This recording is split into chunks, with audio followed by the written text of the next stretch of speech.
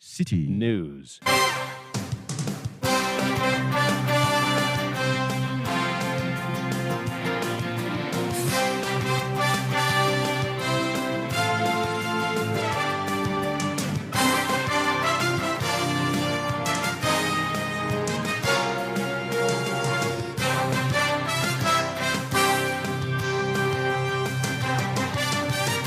It's midday. Hello, good afternoon, and welcome to Citi Prime News. My name is Zoe Abube-Eduardo, and I'm here with Wilma Obobisa-Coleman. The news is live from our studio at number 11, Dr. Martin Luther in Adabraka, Accra. Coming up, military deployed to Nkwanta in the Oti region following renewed clashes between three tribes over the performance of the annual Yam Festival, leading to the injury of many.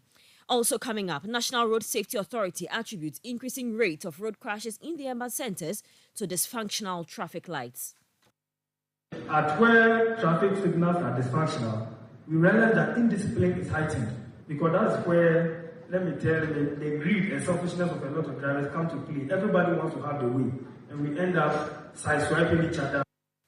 Still ahead, alumni of the Ebenezer Senior High School protest the decision by the Ablekuma West Assembly to build the government's Agenda 111 project on the school land. We'll hear from the MCE for Ablekuma West, who says extensive consultation between the school and the government was done before the project began. And later, we'll tell you how the ordinary Ghanaian struggles on a daily basis to access public transport in the national capital, Accra, sometimes waiting for hours to board a vehicle to the desired destination. So I'm sorry, if you ain't no one to me and before 5 o'clock, and I can say line over dim. Line no so dim more. I'm about second. The news is live on all our partner stations across the country. In the Western region, Beach 105.5 FM in Takrady, Bono region, Greener 95.9 FM in Sunyani, Ashanti region, Focus 94.3 FM and Orange 107.9 FM in Kumasi. In the Volta region, we're on Revival 99.3 FM in Tajevu, Northern region, Radio Bimbela 91.9 FM, Upper East, Tanga 93.7 FM in Boga, and in the Upper West region, we're on Tonsong 97.3 FM in Wa and Jirapa 96.1 FM. Across the globe, you can hear us on citinewsroom.com. We are also live on YouTube. We're also live on CityTube on YouTube. Citi Prime News at 12 midday. Update you on all the running stories and connect you to the newsmakers.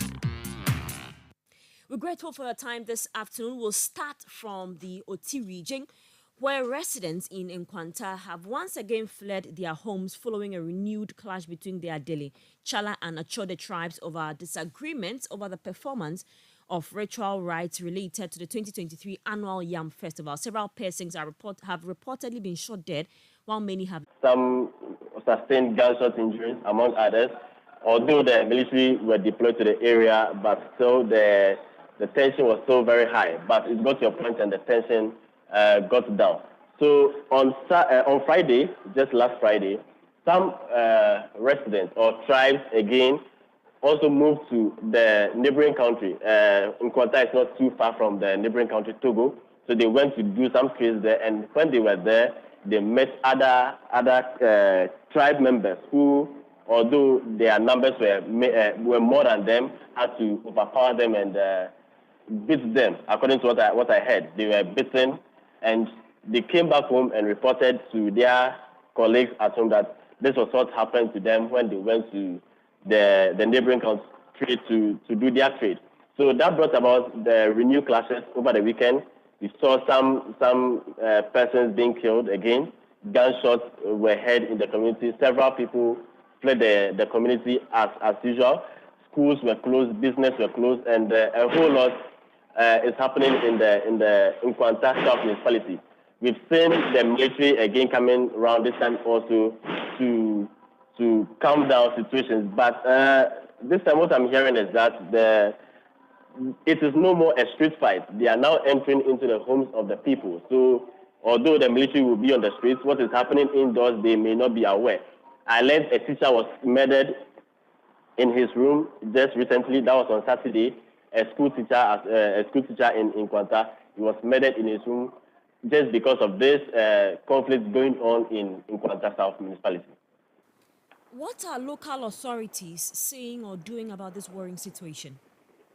Well, so from my checks, the local authorities are also doing their best to also bring security or whatever into the community to ensure that peace is brought back to the community. They've been on this for some time now, but so it seems their deliberations have not yielded any result, but they are still doing their best to ensure that peace is brought back to the community. What about the factions involved? Has there been any meeting to try and restore calm and peace between them? So from what I know, there's been some meetings, but my sources again tells me that they've not come to any concrete solution or agreement, and it seems that that's what's causing all these problems in Kwanta. What's the current situation or the current state of the community as we speak? So as we speak, there's still clashes ongoing. The military is there. Other security agencies are still there just to ensure that tensions are brought down. But as we speak currently, the clashes are still ongoing with people entering into houses of people, beating up each other, killing each other, shooting, and the likes. All right. Thank you so much for this report. Do keep us updated, and we'll call you in our subsequent bulletins for more. That was Desmond Ago. He's our Volta regional correspondent, bringing us that disturbing report from Nkwanta in the Oti region, where a renewed clash between some tribes over disagreements over the performance of rituals related to the 2023 annual Yam Festival has led several persons dead over the weekend, and many have been left injured. We'll bring you some other stories now. Now, the former students of the Ebenezer Senior High School are protesting the decision by the Ablekuma West Municipal Assembly to establish a hospital on the school premises as part of the government's Agenda 111 project. The old students lament the timing of the Assembly's decision is inappropriate as there are existing infrastructural challenges. Additionally, they question the necessity of using school land for a public hospital when other available lands have been allocated for its construction. Here is the past president of the Old Students Association, Dr. Ni Ado Bruce, sharing his concerns with the media. In this day and age, with this level of civilization and where the world has gotten to, this primitive and slavish land grabbing is still going on within our setup in Ghana. The MCE of Ablekuma West is forcefully, crudely, inhumanly taking over portion of the Ebenezer Secondary School land, which we feel is improper.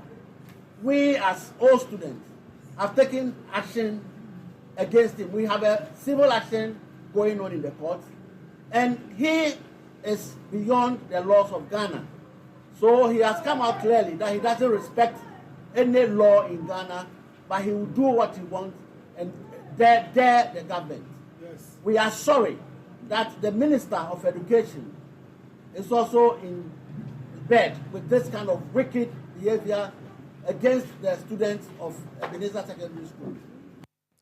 You heard the past president of the Old Students Association of Ebenezer Senior High School, Dr. Ni Ado Bruce. Meanwhile, the municipal chief executive of Ablekuma West, George Bray, says extensive consultations between government and the management of Ebenezer Senior High School were held before the contractors moved to site.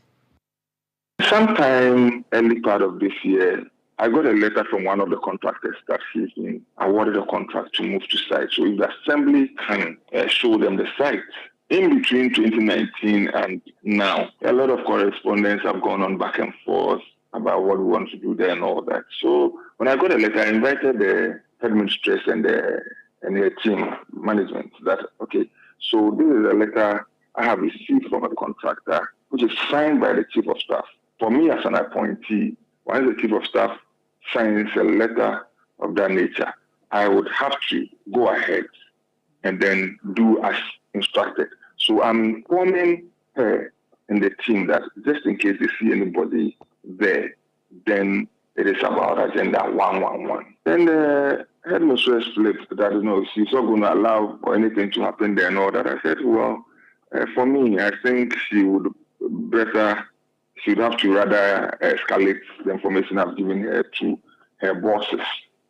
But even before I engaged the headmistress, I engaged the contractors, because I think there are about 3 contractors that are supposed to undertake the project. So I engaged them and I said, look, this is a land that belongs to a school. What is your social responsibility towards the school? One of the contractors outright told me, well, we know there's a girls' dormitory that was being built that has stalled. We are ready to complete that one and then build another structure for the teachers, so a teacher's bungalow, sort of. And then the other 2 were like, okay, we're also going to bring our plan for you to go through if you are fine with it. I said, that would rather be a good start of point for all of us. So let's consider that as well. And they agreed to do all that. Then I made my works engineer and the fiscal planner take the contractors to site to show them the place. Mr. Bray, however, noted that the project has been halted due to an interlocutory injunction. Before we could say Jack, they are served as a court document asking for interlocutory injunction and whatever. So we also handed the document over to the Assembly's lawyer, and the process has started in court where the lawyers will do their own thing. And then I got information later that they would want to embark on a demonstration. So being the chair of the security within the area, I told the police, well, please go protect them, let them do whatever they want to do for us to know what their issues are. But for now, they are in court, so let us be mindful and then be circumspect about whatever we do. You heard the Municipal Chief Executive for Ablekuma West, George Bray. Let's now move to the northeast region, where relative calm has been restored in the Wanchiki community in the Trepone district. There is heavy military and police presence in the area. 4 persons have been reported dead, with 1 in critical condition following renewed chieftaincy dispute. There has not been any report of further gunshots as the security patrolled the area last night. Speaking to Citi News, the district chief executive of Trepone, Hajia Zuera Nashiru, called on the 2 parties to exercise restraint as they dialogue to resolve the issue. Currently, calm have been restored to the community of Wanchiki and Dambu. As I'm speaking with you, the regional police commander and his team are in the community of Wanchiki, engaging with the chief of Wanchiki, including some members of the Trepone district, and the whole ground is relatively calm. By the end of yesterday, we recorded 4 deaths and 1 seriously injured, which is referred to our neighboring border Togo, a community called Mango, Sansa Mango, and is currently receiving treatment. I have also been informed that the 6th person there is receiving treatment and recovering quickly. Yes, so on the ground there, I think that security is deep. The police is there, military are there. We have an armored vehicle there that is doing 2-hourly patrols, and that is what is brought about this relative calm that we are experiencing. So my word of caution to my people is that they should all put their arms down. We are one people and we need to live peaceful with one another. They should please restrain patience and put their arms down. Whatever the issues are, we will engage to resolve them. That was the district chief executive or Trepone, Hajia Zuera Nashiru. Now, the management of the Kwame Nkrumah University of Science and Technology has debunked reports that it has asked applicants to pay an amount of 2,550 Ghana cedis using a link in order to be offered admission for the 2023-2024 academic year. Some applicants have disclosed that they have received SMSs demanding that they pay the said amount using a particular link. The university, however, explains that it has not even commenced the process. And so the time when we start issuing admission, we'll notify the general public. Dr. Norris Bekwing is the University Relations Officer for the Kwame Nkrumah University of Science and Technology. The Member of Parliament for New Job in South, Michael Otribefi, has expressed satisfaction with the level of upgrade on the state of roads in the Eastern Regional Capital, Kufuor. According to him, contractors currently working to improve deplorable roads in Kufuor have so far completed 25 kilometers of asphalt roads around the Central Business District. In an interview with Citi News, after inspecting the progress of work in the constituency, Mr. Otribefi assured residents in areas yet to see a facelift on their roads about the government's commitment to deliver on their promises. I think you are also impressed. Everybody is impressed. I mean, we are looking at trying to asphalt almost all the city town roads, which is very important. I mean, almost all the roads in the Central Business District was deteriorated so bad. And therefore, there was a need for us to do something about it. Either we reconstruct or we asphalt them. And that's why we spoke to the president and the minister for roads and highways, and they agreed to help us. As I'm talking to you now, they've done the contractor Maripoma Enterprise has done almost about 28 kilometers of 25 kilometers of road, of asphalt road, which is very phenomenal. I mean, it is something that hasn't happened in Kufuor before. The good news is that we are not only targeting the Central Business District or the town roads, but we're also looking at other roads in the suburbs of Kufuor, which are also critically important. So you see that we have also asphalted the Galloway Junction to Kolekwanta Road. We'll do others. There's another contractor coming, just more. He's also coming to do about 8 kilometers of roads in the municipality, added to the 32 that will be done by Maripoma. So in all, we're going to have about 40 kilometers of asphalt road construction in the municipality. That was the Member of Parliament for New Job in South, Michael Otribefi.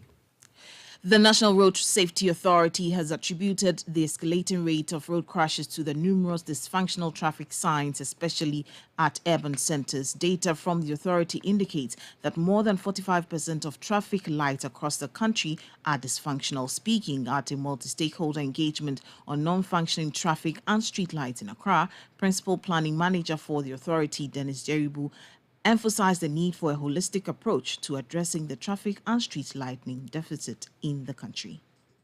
When we have these dysfunctional traffic lights, these are some of the situations we find on our roads. There's inefficient vehicle movement, and pedestrians are also caught up in the mix. In fact, the vulnerable road users are more at risk and they are further exposed, especially pedestrians, and most especially kids and persons who are physically challenged have a very difficult time navigating through traffic whenever the facilities are down. So some of those things also increase our risk of collision because some people are very impatient and they don't drive defensively. If you look at it, at where traffic signals are dysfunctional, we realize that indiscipline is heightened because that's where, let me tell you, the greed and selfishness of a lot of drivers come to play. Everybody wants to have the way, and we end up side-swiping each other. So you see almost everybody in Accra has a dent on the vehicle. I understand it is a signature. You need to have it on a vehicle to show that you are here. Yes. But then when we have it working, this is what we should expect. There's controlled traffic flow. There's intersection safety. Pedestrians are safer. We have reduced congestion. And there's prevention of side impact collisions. Moreover, it is easier to enforce laws. And there's nighttime visibility. Even when the visibility on the road is poor and the traffic lights are working, at the intersection, navigation is easier for us. Then it makes traffic management in complex intersections easy. So even sometimes our police personnel do not suffer or do not struggle to control traffic because the signals are giving people the leeway to move here and there. But then it does also mean that despite all these challenges we are having, the National Road Safety is sleeping on this ignorance. In fact, Dennis Jeribu is the Principal Planning Manager for the National Road Safety Authority. You are still listening to the Citi Prime News. My name is Zoe Abubeduado and I'm here with Wilma Obobi-Sakoman. Still to come, we'll bring you a report detailing how the ordinary Ghanaian struggles on a daily basis to access public transport in the national capital, Accra. Citi Prime News at 12 midday. Updates you on all the running stories and connects you to the newsmakers. Ajwapa, what's all this condom business? Oh, I've told her over and over again that she won't get pregnant. And she's still insisting. Oh, isn't she the same person who said we would not have sex till we go out for at least 2 years? For all this time? Oh, and she still can't trust me enough? Ama, when I try to do something small, no, condom this, condom that. So handsome man like me, she probably thinks I have HIV. Using a condom will protect you and your partner. Condoms are effective for protection against a wide spectrum of STIs and HIV infection. Don't take risks. Use a condom every time. Always come prepared. This advert is brought to you by the Ghana AIDS Commission. Citi TV is live on DSTV, GoTV, and HD+. On DSTV, find us on channel 363. On GoTV, we're on channel 117, and on HD+, get us on channel 108. On a digital TV, run a new search, but take note that without an antenna, you cannot access Citi TV. Citi TV can be accessed on any free-to-air digital box like the GoTV and HD+ boxes. Citi TV, it's your world. Citi Prime News at 12 midday. Updates you on all the running stories and connects you to the newsmakers. You all come back. Now, commuters across the national capital, Accra, grapple with a challenging daily commute as the majority rely on public transport.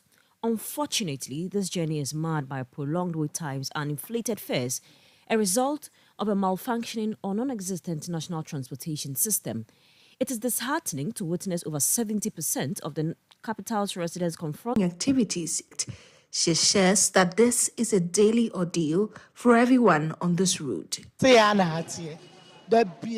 is our daily ordeal. The transport unions are not helping us. They are only concerned about taking money. They take money from people and convey them instead of going by the queue we have already formed. Enduring commuting stress has become a routine, with some passengers expressing their frustration to Citi News, emphasizing the need for authorities to enhance the country's transport system. So I'm sorry, if you ain't no one to me and before 5 o'clock, and I can say line ubedim. If you do not leave your house and get here by 5 a.m., you will have to be in the queue for a long time. Even if you stay in the queue, it is not guaranteed that you will get a vehicle early. Sometimes they will take passengers to circle and continue just to charge them double. It is even worse in the evening. I can leave my workplace by 5 p.m. and I get home by 8 p.m. because the drivers will take you in short distances just to overcharge. When the trains were working, that was our means of transport to work, so it will help if the train system revamped. There is only one Ayalolo bus that plies this route, and it comes at dawn. If you miss it, that is it. For about 3 hours. I can stay in the queue for about 3 hours before I get a vehicle. Even when the car finally comes, it's a survival of the fittest. The government can engage the drivers. It will reduce a struggle for public transport. But has this perpetual struggle always been the norm? Transport expert Dr. Bernard Abeku Arthur reflects on Ghana's bygone days of glory in the public transport sector. We had a public transport system. The revolution in 81 changed the dynamics. GPRTU took over. And most chaos that we see is as a result of that period, the shift. We visit the Roxy Cinema Ayalolo bus stop in Accra at 6:30 p.m. during the evening rush hour, where the situation worsens. Commuters claim standing for over 3 hours without finding transport home is not uncommon. Moving to an unofficial bus stop at the Kwame Nkrumah interchange, we witnessed double the number of commuters compared to Roxy Cinema. Some passengers accuse drivers of unfairly charging double the approved prices, a concerning issue they raise. When you are coming from home, they take the normal fare. Like, let me say, from Amasaman to Circle, it's 6 cedis. So, just see like this. So, it's Amasaman, from Amasaman to Circle, it's 6 cedis. But when you close, they all charge 10 cedis. So, you will see a car charging Amasaman streets. Meanwhile, it has to charge 6 cedis for Amasaman. You'll be charging 10 cedis for Amasaman. If you are working on a monthly salary, after doing your budget, maybe you used it to be like, okay, going coming will take you like 12 cedis. But since when you close, you have to pay 10 cedis back home. Even sometimes you don't even get 10 cedis home. You have to take from Circle to Achimota and Achimota to Amasaman. Dr. Bekwatha attributes the current transport chaos to a lack of regulation in the sector. Scheduling is very important for everybody because we plan our lives by time. You're going to work, you're going to meet a business partner, you're going to sell something, you're going to pick some goods, you're going to hospital, you're taking your children to school. Every institution organization have times that they set out for people to meet. Time is of essence. Any city that does not have a properly organized public transport system, which includes scheduled services, that city becomes a chaotic city. Many commuters believe a viable solution lies in acquiring more buses to bolster Accra's public transport system. Exploring the state of public transport at the Ayalolo bus terminal in Achimota, we find stationary buses. Authorities declined to comment on the situation, but at Metro Mass Transit Limited, George Krobi Asante, head of corporate communications, reveals that congestion and insufficient road infrastructure hamper bus operations within the city. He notes that running buses intra-city results in losses due to commuter preferences for trotros. You put a bus from Kaswa to Central Business City, and that bus is taking more than an hour to reach its final destination. You know, workers are in a rush to get to their working places. So no worker, and because these buses are long, they cannot just be maneuvered, just find their own way, just like Trotro and other transports can do.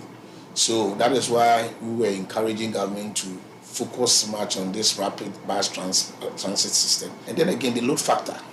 You know, all over the world, intra-city buses are standing buses. You get it. Normally, it comes with limited number of seats. But these are standing buses. But in our part of the world, because passenger has so many alternatives, they do not even have the patience to even wait, more or less stand in a bus. To address operational costs, Metro Mass is considering the introduction of electric buses as a short-term solution. If you are running a transport system where your entire revenue, 70% of your revenue or more, has to even go to fuel, that in itself will mean that you cannot even sustain the operation or the business. You understand? So I think as a country, we need to also explore more of other alternatives, like the electric bus. That is an area Metro Mass we are looking at going into the future. We are thinking of doing more of electric buses. The toll of a dysfunctional public transport system is severe, forcing individuals to spend unproductive hours in lengthy queues at bus terminals, impacting social, economic, and health aspects. The government stands to lose a lot in 3 areas: image or people's perception about how they organize their movements. If government does not organize well, the cost is that people may use public transport as a way of measuring its performance and thereby affect it when it comes to maybe changing them or voting for them. Despite numerous government initiatives aimed at improving Ghana's transportation, the lack of proper regulation and timely system revamping persists. Over 70% of Accra's residents relying on public transport face ongoing inconveniences. Stakeholders urge the government to take decisive action to enhance access to public transport services in Accra. Reporting for Citi News, my name is Ajwa Tinkrama Domina. Now, government has refuted assertions by the Minority Caucus that the 2024 budget presented by the Finance Minister is empty. The government says the budget has been programmed to ensure economic stability by reducing inflation and stabilizing the exchange rate for a low standard of living. In his commencement of the debate on the 2024 budget, the Information Minister Kojo Nkrumah says the government's economic policy is pragmatically positioned to deal with the current economic crisis. And the forecast is that in the 2024 financial year, to bring inflation further down to 15%. Mr. Speaker, if anybody says that an economic program like this is useless or is empty, that cannot be true. This economic program, Mr. Speaker, is a program that is sound, that is sensible, that is pragmatic, and I believe that every single member of this House must support a program that seeks to bring down inflation from the mid-30s down to 15% by the end of the 2024 fiscal year. Mr. Speaker, look at the exchange rate. This economic program before us seeks to ensure that the stability that has returned to the exchange markets will be maintained. And that those days when you wake up in the morning and you see one rate and by the time you are coming back home, the rate has changed, will be things of the past. An economic program in a measure like that is one that I believe every single member of this House must support because it is sensible, it is pragmatic. That is what the people of Ghana are looking for. You heard Information Minister Kojo Nkrumah. Meanwhile, the ranking member on the Finance Committee of Parliament, Isaac Ndogo, says the government cannot be trusted to achieve its target of 1 trillion GDP as presented in the 2024 budget.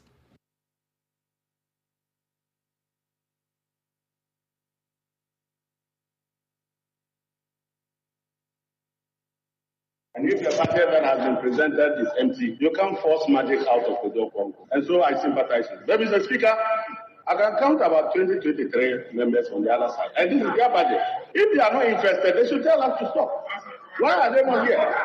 Mr. Speaker, the minister attempted to tell the people of Ghana that we should be celebrating a projected GDP of 1 billion Ghana cedis. Mr. Speaker, have you delivered 1 billion GDP? 1 trillion, yes. Have you delivered any 1 trillion GDP? It is just a promise. And if we were to follow your promises, go to Adoto and ask them.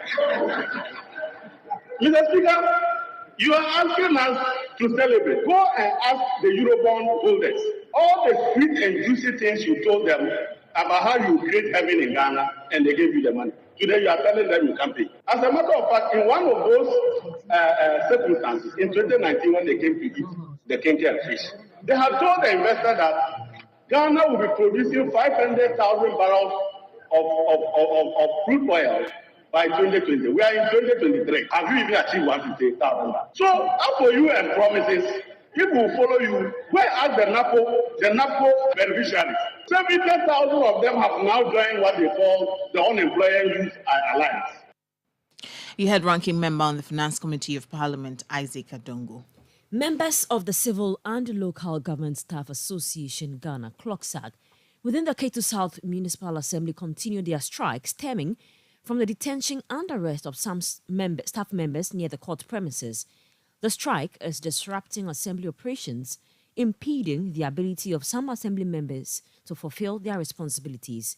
An assembly member in the Ketu South Municipality, Sylvester Kumewu, is thus urging the government and other stakeholders. As an assembly member of Amotinu Salakope electoral area, this strike action has really affected our work because it is becoming increasingly difficult getting in touch with the MCE of the Ketu South Municipal Assembly anytime our communities are confronted with issues. Then again, if you need to solicit for an idea or solicit a support in any department of the Assembly, they are unavailable to furnish you with such an information or support.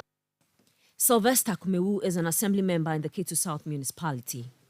Now, the flag bearer of the National Democratic Congress, John Mahama, has criticized the government over its decision to allocate over 300 million cedis for the purchase of solar torchlights.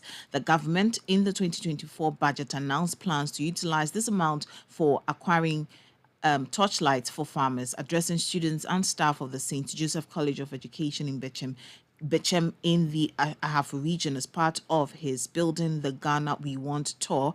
Mahama highlighted the need for transparent and judicious use of funds.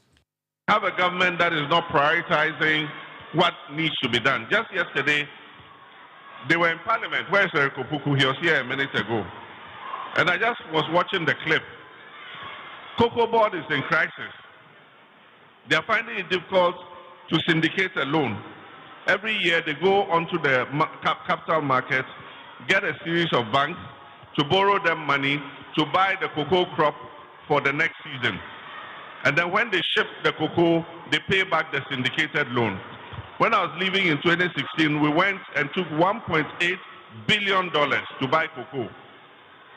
This year, because of the economic crisis and because Cocoa Board is broke, they cannot raise even 800 million. And even as they are struggling to raise 800 million, they want to use 300 million Ghana cedis to buy torchlights for farmers. That cannot be a priority at this time. And so you need a government that will prioritize things. You heard John Dramani Mahama, who is flag bearer of the National Democratic Congress.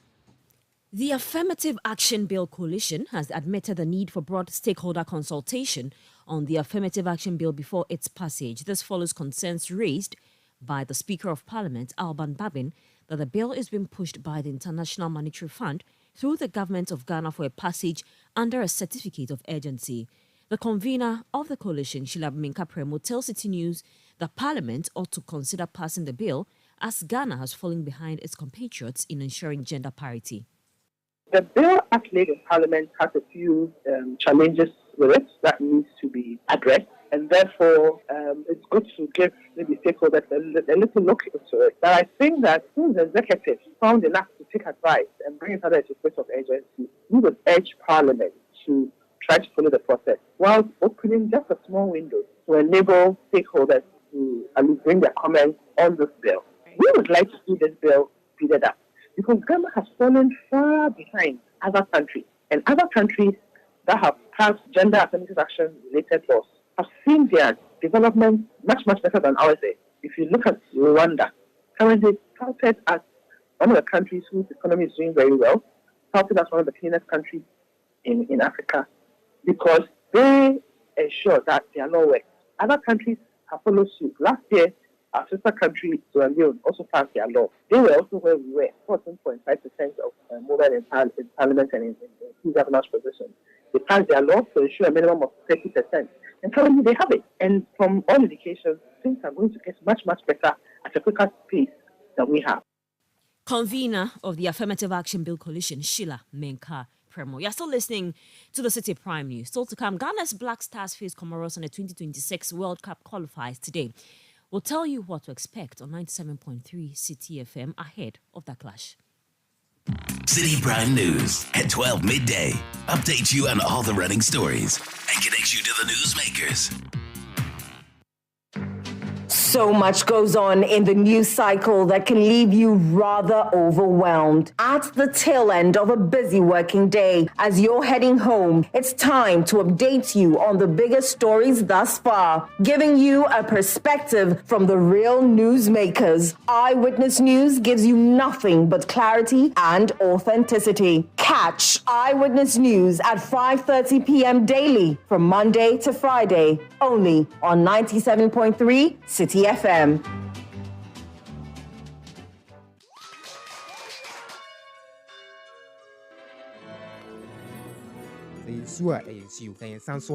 Happy birthday to you. Ashes to ashes, dust to dust. Throughout all life-changing moments such as graduations, weddings, funerals, birthdays, ATL is there to ensure you're never out of style. When you think fabric, think ATL. Log on to atlfabrics.com. Order and buy your favorite ATL fabric. You can also visit our shop at number 40 Kwame Nkrumah Avenue, opposite the Swansea Shopping Arcade at Accra Central. Also available in leading fabric dealer shops in Accra, Kumasi, and Cape Coast.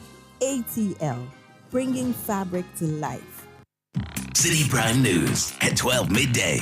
Updates you on all the running stories and connects you to the newsmakers. Thank you for staying with us. Now, Ghana's Black Stars are back in action later today against Comoros, hoping to make it 2 wins out of 2. Now, this is following victory over Madagascar in their opening game of the 2026 World Cup qualifiers at the Baba Yara Sports Stadium last Friday. Citi FM will be bringing you live commentary of the game, as well as pre- and post-match analysis from the Citi sports team. To give us more details on this, I've been joined by Edwin Kwakofi. Hi, how are you doing? I'm good. How about you? Not bad at all, but just not too sure what to expect from Comoros, as they gave us heavy defeat last year in January. Yes, they did. That was in the AFCON. Yes. We needed to win that game to progress from the group. Unfortunately, because of a red card, partly because of a red card and our performance, we lost that game 3-2, which meant we crashed out at the group stages. And I'm sure the players would like to respond with victory today over Comoros, because this is the second game of our World Cup qualifiers. We won the first in Kumasi by 1-0 against Madagascar. A late win. A very late win. And the performance, especially in the first half, left a lot to be desired. They improved a lot in the second half, but I'm sure a lot of Ghanaian fans will expect victory over Comoros today, because Comoros are ranked 128th in the world, 31st in Africa, which is even lower than Madagascar. And even though we are playing away from home, we have a better record in our recent meeting. We drew 1 in the World Cup qualifiers for the 2018 edition. We won the second game at home, although we lost, of course, at the AFCON. But everything on paper says we are winning. Do these rankings mean anything at all? Because if Comoros, the statistics you just mentioned, if that is where they were and they defeated Ghana, then the same can happen. Don't you think so? Yes, it can happen. It's more about tactics. It is about tactics, but the rankings show a measure of how each team is placed ahead of the game. Usually, these rankings tell us how strongly a team is going to go into the game. Recently, we saw in the European qualifiers, France play against Gibraltar. Gibraltar are ranked one of the lowest. 14 now. Gibraltar are one of the lowest ranked nations. France went at them heavily because they knew they were better. In our games, it hasn't turned out that way, because we seem to have lost a bit of the fear factor when it comes to the African continent. Teams aren't afraid to play us anymore, so they come into games hoping to get victories, and unfortunately for us, they tend to get something from games against us. Let's focus on the Black Stars now. Now, should we expect the same lineup that faced Madagascar on Friday? Well, there's a little problem with that. Even though we put out a strong team against Madagascar, a few injuries and maybe poor performances during that game might see a few tweaks. For example, Daniel Mate limped off in the second half with an injury. There's no chance of him playing today, so we might see a start for Kasim Nuhu Adams, who came on for him, or for Nuruddin Abdullah from Mediama, who was also on the bench. So we might see a change there. Ali Duseido at right back was not very impressive in that game. He was replaced by Dennis Odoi. There's a strong shout for Dennis Odoi starting in this game, given the performance he put up in the second half. Also in midfield, a lot of people complained that we started the game with 2 defensive midfielders against a team that we should have beaten in Baba Idrisu and Salih Samed, who were not very impressive. On came Majid Ashimiro in the second half with a very good performance. I'm not sure he will start today since we are playing away from home, but if Sutin wants to be a lot more offensive, a lot more explosive in that midfield, Majid Ashimiro is definitely a start. Up front, I don't see too many changes. Iñaki Williams scored. He was very impressive against Madagascar. Kudus Mohammed will face a late fitness test to determine whether he will be fit for this game. He has a back problem, so we hope he does start. But in case he doesn't, there are players on the bench who can come in for him, including Captain Andre Ayew, who recently got a club in Le Havre, but he's not had much minutes in recent months. So it will be difficult for him to start this game. Maybe we'll see him coming on later in the game. But other key performances against Madagascar were Enes Nyama, who came on to very explosive effects in that second half, and Osman Bukari. But I see Jordan Ayew keeping his place in the team. Antoine Semenyo might drop to the bench because in that game against Madagascar, there were too many times where he and Iñaki Williams were getting each other's way, even though they were supposed to be playing in different positions. So I feel one of them might be dropped. And given that Iñaki scored the winner for the Black Stars, I don't see any chance of him being dropped to the bench for this game. Finally, what should we expect in terms of coverage from the Citi Sports Desk? Look, if you've been keeping an eye on Citi Sports during Black Stars games, you know we are going to provide you the most comprehensive coverage. So, of course, we are starting with pre-match analysis from 3 o'clock, maybe from 3:10 rather, from the Citi Sports team. Then we provide live commentary from 4 all the way throughout the game, 90 minutes. And then after the game, we'll provide post-match analysis where we discuss what went on in the game, what went right, what didn't go right for the Black Stars. But aside from that, we have, of course, our social media platforms where we're providing updates, videos, pictures when we have them. On Twitter, Citi Sports GHA, on YouTube, Citi Sports Ghana, on TikTok, Citi Sports Ghana, and on Instagram at Citi Sports GH. So comprehensive coverage of this game from all our platforms. What is your prediction for this game? My prediction for this game, I think it's going to end 2-1 to the Black Stars. All right. Thank you very much. That was Edwin Kwakofi of the Citi Sports team giving us an update on what you should expect ahead of that crucial clash between the Black Stars of Ghana and Comoros. We'll bring you some other stories now. Now, the Ministry of Health is advocating the need for research among ECOWAS member states as part of efforts to develop robust strategies that could potentially avert health crises before they emerge. The ministry emphasizes that recognizing outbreaks and pandemics such as Ebola and COVID-19 and devising solutions through research are pivotal. Speaking at the ECOWAS Regional Risk Communication and Community Engagement Validation Workshop, the Deputy Minister of Health, Mahama Asseiseni, highlighted the need for collective action. We are just the same people, but divided by imaginary borders. So anytime they say an outbreak here, it is also here. So we are all at risk. So when they come up with the kind of strategies and research, whatever, the information is disseminated to all of us, and we will select. That's why all these things are important. And that's why I emphasize that let's do research, come out with at least solutions of prevention and cure.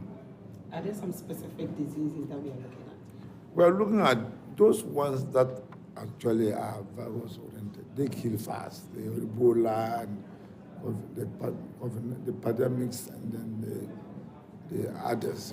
These are the ones that kill fast.